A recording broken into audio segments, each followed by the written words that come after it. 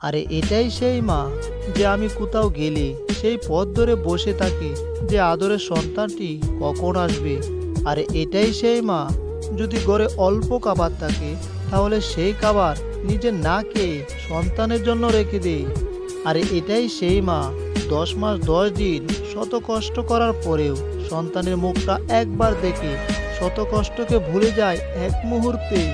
আরে এটাই সেই মা তোমার কোনো ভুলের কারণে এই দুনিয়ার সবাই তোমাকে ঘৃণা করলেও কিন্তু সেই দরদি মা তোমার সব ভুল ক্ষমা করে দিয়ে তোমাকে ঠিকই বুকে জড়িয়ে নেবে।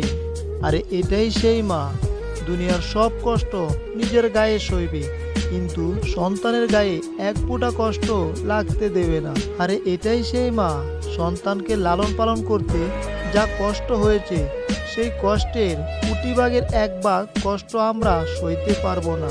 আরে ও আমার প্রিয় ভাই বোনেরা, সেই জনম দুঃখিনী মারে এক ফোঁটা কষ্ট দিও না, তাহলে এপারে ও পারে কোথাও শান্তি পাবে না।